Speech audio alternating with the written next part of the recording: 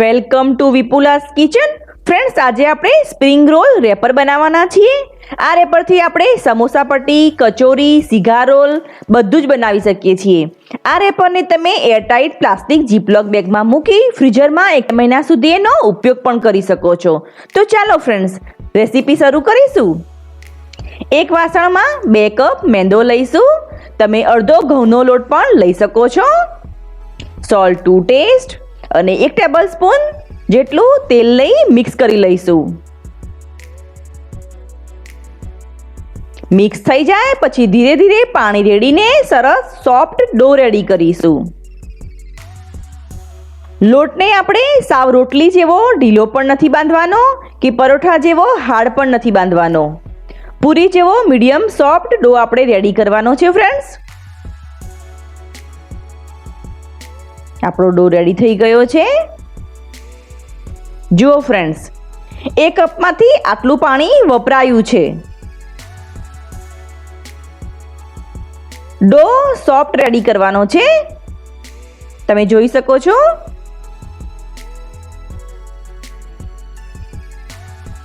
સરસ રીતે મસળી લઈશું.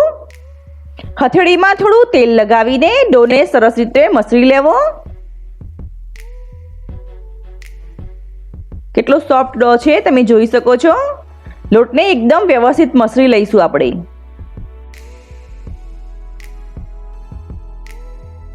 ડો રેડી છે આપણો. હવે 10 થી 15 મિનિટ ઢાંકીને રેસ્ટ આપીશું.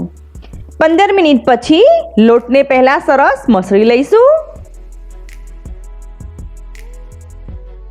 સરખી સાઈઝના મીડિયમ સાઈઝના લુવા પાડી લઈશું.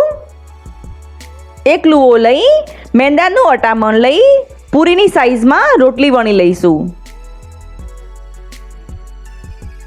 એક પૂરી આપણી રેડી છે. એ જ રીતે બીજો લુઓ લઈ અને બીજી પૂરી વણી લઈશું. અટામણ લઈશું પહેલાં અને પછી વણી લઈશું. બંને પૂરીની સાઈઝ સરખી રાખવી.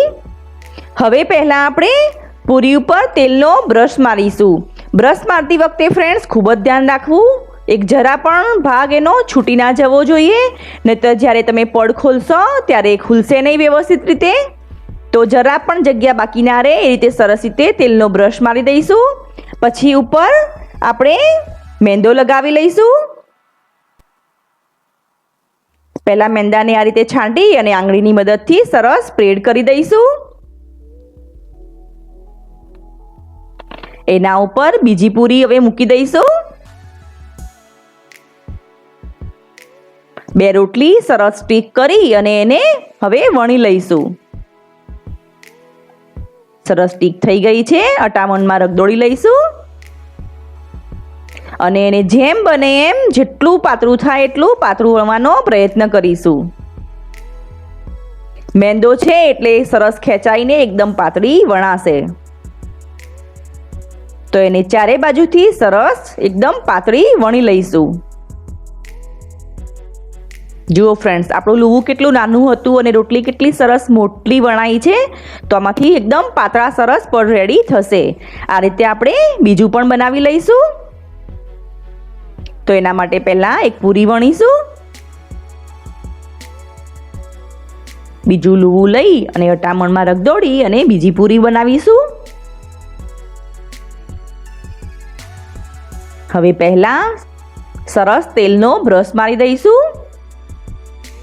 તેલ બધે જ સરસ અપ્લાય થાય એનું ધ્યાન રાખવું ફ્રેન્ડ્સ. હવે ઉપર કોરો મેંદો છાંટી લઈશું. આંગળીની મદદથી સરસ રીતે એને લગાવી લઈશું. હવે બીજી રોટલી ઉપર મૂકી અને અટામણની મદદથી આપણે એને સરસ વણી લઈશું. બીજી રોટલી ઉપર મૂકીને અટામણ લઈશું અને હવે સરસ એને પાતળી વણી લઈશું. જેટલું બને એટલું ખેંચીને એને વણવાનો પ્રયત્ન કરવો તો રોટલી એકદમ આપણી પાતળી રેડી થશે. આ રીતે આપણે બધી જ રોટલી રેડી કરી દઈશું. આને પણ ડીશમાં લઈ લઈશું. મેં તવાને ગરમ કરવા મૂકી દીધો હતો ફ્રેન્ડ્સ. તવો ગરમ થઈ ગયો છે. તો હવે આપણે ફ્લેમને મીડિયમ કરી દઈશું અને રોટલીને બંને બાજુ સામાન્ય શેકી લઈશું. રોટલીને વધારે શેકવાની નથી, એના ઉપર કોઈ નિશાન નથી આવવા દેવાનું, તો એ વાતનું ધ્યાન રાખવું ફ્રેન્ડ્સ. ટર્ન કરીને બીજી બાજુ પણ શેકી લઈશું. રોટલી શેકાશે તરત જ એના પડ છૂટા પડી જશે ફ્રેન્ડ્સ.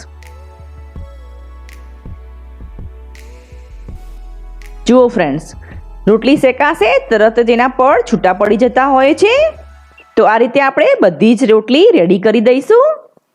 જુઓ ફ્રેન્ડ્સ, આપણી બધી રોટલી રેડી થઈ ગઈ છે અને એના પડ કેટલા આસાનીથી છૂટા પડે છે. તમે જોઈ શકો છો કે કેટલી પાતળી છે, મારી હથેળી પણ દેખાઈ રહી છે. હવે આપણે કટ કરીશું. અત્યારે હું સ્પ્રિંગ રોલ બનાવવાની છું આમાંથી, તો હું સ્ક્વેર શેપમાં કટ કરી રહી છું. તમારે જે પણ વાનગી બનાવવાની હોય તે પ્રમાણે શીટને કટ કરવી. આ શીટને તમે પહેલાંથી બનાવીને રાખશો તો બીજા દિવસે તમને વાનગી બનાવવામાં ખૂબ જ સરળ પડશે અને ફ્રીઝરમાં એક મહિના સુધી આ સચવાય પણ છે.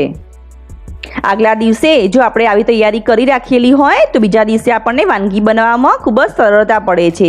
જુઓ ફ્રેન્ડ્સ, આપણી શીટ કેટલી પાતળી રેડી થઈ છે, મારી આંગળીઓ પણ નીચે દેખાય છે. તો ખૂબ જ ઇઝીથી આપણે ઘરે રેડી કરી શકીએ છીએ. શીટને કટ કરીને જે આ વધ્યું છે તેને ફેંકી ન દેવું ફ્રેન્ડ્સ. એને તળીને આ રીતે ભેળ, ચાટ કે આપણે એમાં ઉપયોગ કરી શકીએ છીએ અને એમનેમ પણ તમે મસાલો છાંટીને બાળકોને આપી શકો છો, તો ન વેસ્ટ ન કરવો. તો ફ્રેન્ડ્સ, રેડી છે આપણા સ્પ્રિંગ રોલ શીટ. તમે ઘરે બનાવજો, ખૂબ જ સરળ છે. ફ્રેન્ડ્સ, તમને મારી વિડીયો ગમે તો પ્લીઝ મારી વિડીયોને લાઇક અને શેર કરજો અને મારી ચેનલને સબસ્ક્રાઈબ કરવાનું ન ભૂલતા. Thanks for watching.